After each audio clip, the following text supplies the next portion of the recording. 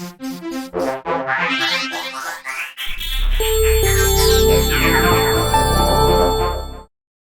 everyone, in this video I'm going to talk about what trailer sway is, how it's caused, how not to fix it, and one good way to fix it. Now I was also going to cover electronic trailer sway systems, but I'm going to do that in another video, so keep tuned for that.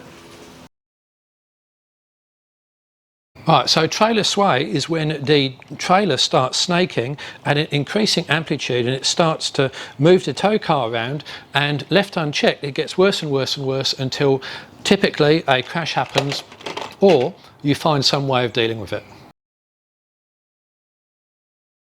So sway can be started off in quite a number of different ways, but basically you typically need some form of disturbance. Now that might be a vertical disturbance like that, pushing going over a bump, or more often it's some form of a horizontal disturbance. For example, if we had a truck like this coming the opposite direction, then the truck would be moving air out of the way in exactly the same way that a boat has got a bow wave and it moves water out of the way. The only difference is you can't actually see the air, but you can certainly feel it. So here's a rough example of what happens when you have a large truck approaching a tow car and a caravan. Now I've just put the bow wave example on the truck. Obviously there's one on the caravan and trailer as well. So it gets to this point and then the bow wave starts to affect the tow car, which isn't huge because the tow car's quite low down to the ground, doesn't have a large area, but it is smaller than the truck, so it will get pushed around a little bit, but not a huge amount.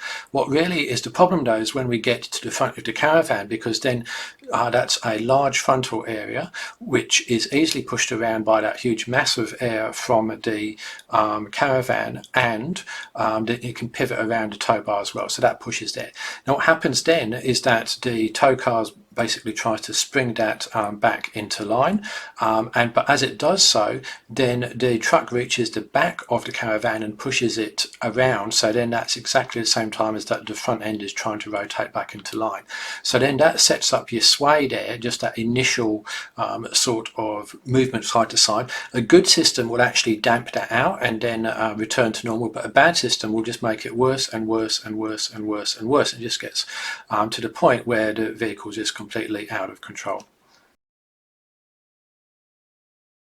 Alright, so what's actually going on when a trailer is swaying? Well, you've got the trailer moving from side to side like that, and the tow car is pretty much travelling in a straight line. Now there's something really important to understand about that process, and what it is that the trailer is travelling faster than the tow car. So that works like so.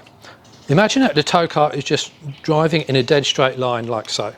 And then you've got the trailer which is going like this, like that. It's describing an S shape.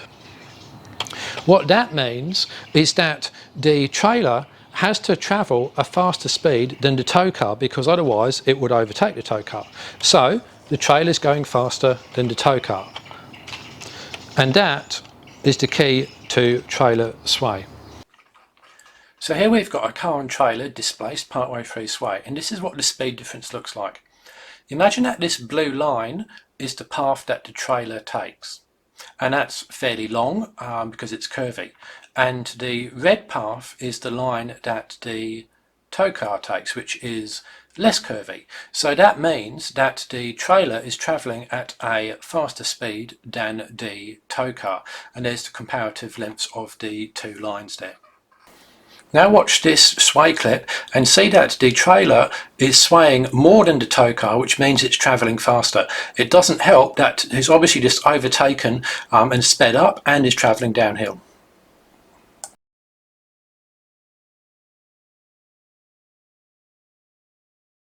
So we've got our trailer going faster than the tow car. What we need to do is make the trailer go slower than the tow car. Now there's two ways to do that. One, we can speed up the tow car. Two, we can slow down the trailer, or we can do a combination of both. So let's take a look at the option of speeding up the tow car first.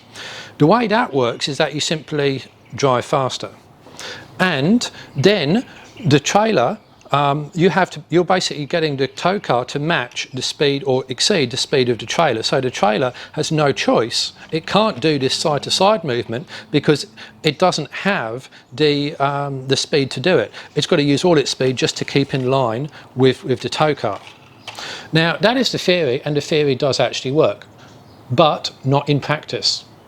The problem you get is that you've probably maybe got around, I don't know, 3 to 4 seconds from the onset of sway that you notice before the time you're upside down. Now I've watched a lot of videos about sway and I've seen how quick it happens. 3 to 4 seconds is about what we're talking about.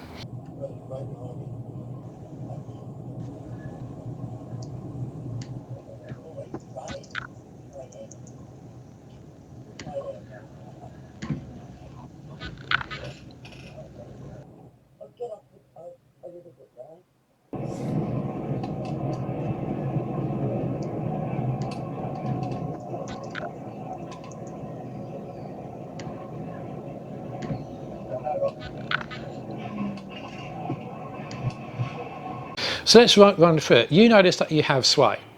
And you probably only notice that after it's bad enough to actually shake the car a bit. You wouldn't notice sway at the very early onset stages because you're just not sensitive enough to be able to do that. So then it might take you half a second or so, let's be generous, to react to that sway, and then you put your foot down. The vehicle will probably take at least half a second, probably more than a second, to actually do anything, and that's just for the engine to rev up and to begin to accelerate. You already used up half of your 3 or 4 second time there, and then you'll probably be able to just accelerate just a little bit, not much, in that 3 to 4 seconds. And that's too late, because all the time you're doing that, the sway's getting worse and worse, so the longer you leave it, the more that you've got to accelerate. Here's the sway clip after 5 seconds, and you can see that it's already too late. You've only got a couple of seconds really to do anything about sway, and that does not include accelerating. And then we're thinking about the acceleration here, right? Now, we're talking probably about a 2, 3, 4 ton four-wheel drive towing a trailer of maybe 3 to 4 tons. You are not going to accelerate that quickly. It's just not going to happen. This whole concept of acceleration can work if you're talking about a really high performance vehicle towing a light trailer, then that could potentially work. But if that was the case, you wouldn't probably get into sway in the first place, because the trailer would be so light that it simply wouldn't have enough mass to wave the back of the car around. So accelerating out of trailer sway is really just a dream. It's not going to happen, and don't attempt to do so, even if you had a completely large flat area to do it. In reality, you're going to be on a freeway or a rural road. You're not going to be able to accelerate because there's going to be cars coming the opposite direction, potentially overtaking. There's going to be a bend, who knows what else there. It's just not safe to try and go from 100 to 120 quickly to get out of it, and it's illegal. All you're going to do is get yourself to the scene of the accident quicker than what you normally would have done. Okay, so what about steering out of it? So let's forget the trailer for the moment, and let's just talk about a car like this going along the road, and for whatever reason the back end steps out, and then you need to recover it so that it's now facing in the right direction again. Very, very few drivers can do that, even on a racetrack, let alone on a public road. I know, because I have designed and run courses for this exact purpose. And I can tell you, if you take the average driver, by the end of the day, if we can get them into a situation where the back end of the car comes out and they can recover it and drive straight on and not knock over too many cones, we call that a win. Even the best ones are only going to be able to sort of, when they're alert, expecting it, put the car into an oversteer situation and bring it back probably reasonably accurately. It's a completely different situation when you are not expecting that to happen and you're out on a road and you're in a four-wheel drive, not a road car or a race car or something like that. And in fact, a lot of amateur racing drivers actually have problems with the oversteer recovery as well. So that's just a car by itself. And the other problem is when you recover from some form of skid situation, is that you tend to need a lot of space to do it. On a racetrack, that's not a problem. If you're coming up to the apex and you're oversteering, you've got the rest of the track to recover.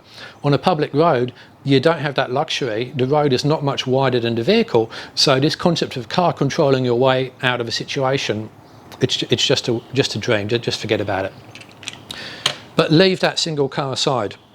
We are dealing with orders of magnitude more complexity here because we have a trailer. Now, you know it's hard enough to back a car for a complicated series of cones, let alone a trailer. It's way more difficult to back a trailer, and for that reason, it's also way more difficult to steer your way out of a trailer sway situation. And in fact, it's impossible.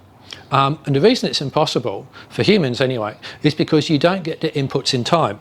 You feel the back of the car moving like that, but by the time you felt it and reacted, the trailer is actually penduluming the other way. So you're simply not getting the inputs quick enough, and then you can't manage to actually respond quick enough to be able to do anything about it. Also, you can only really affect the front of the car, whereas it's the back of the car which is waggling. So whatever you do with the steering wheel at the front doesn't have a massive effect on the back of the car. So for all of those reasons, you cannot steer your way out of trailer stability issues. And think about it this way: how fast could you reverse your trailer? 1k an hour, 2, 3, 4? How about 100k's an hour? Because that's kind of what it's analogous to. If you could manage to confidently reverse a caravan at 100k's an hour down a rural road, well, maybe then you might have the skills to be able to drive yourself out of a trailer sway situation. But people generally don't, so just forget about this idea of steering your way out of trouble. It's just a dream.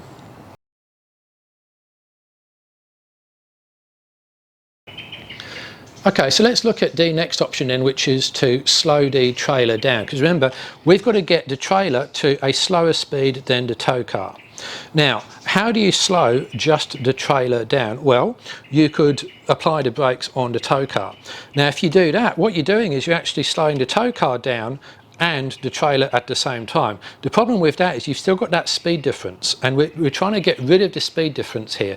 We're trying to make the trailer get to the same speed or less than the tow car. So slowing the tow car is not going to work, because all that will do is cause a jackknife like so. What will work, and this is the absolute best way to get rid of trailer sway, is to slow the trailer down but not slow the tow car down. And that's what you do with independent brakes. Typically they're electrically operated. What you do then, when you get sway on, you notice the trailer swaying, you apply the brakes and only the brakes on the trailer. That allows the tow car to continue going at its original speed, and the trailer now has to slow down, and it doesn't have the speed to do this snaking, so it has to get back into line. And that's why applying the brakes works, because you're reducing the speed of the trailer to below that of the tow car. So in summary, the cause of trailer sway is when there's some form of disturbance with the trailer, and then that becomes dynamically unstable, gets worse and worse and worse to the point it's out of control. The key to solving sway is to understand that the trailer is travelling faster than the tow car, and what you need to do is to get the trailer speed to below that of the tow car. And the best way to do that is to apply the brakes only on the trailer whilst keeping the tow car in a straight line as best as you can. So thanks for watching. Hope you found the video useful. Please like, subscribe, share, etc., and stay tuned for more content on four-wheel drives, cars, towing, and whatever else the readers might find interesting. Thanks, bye.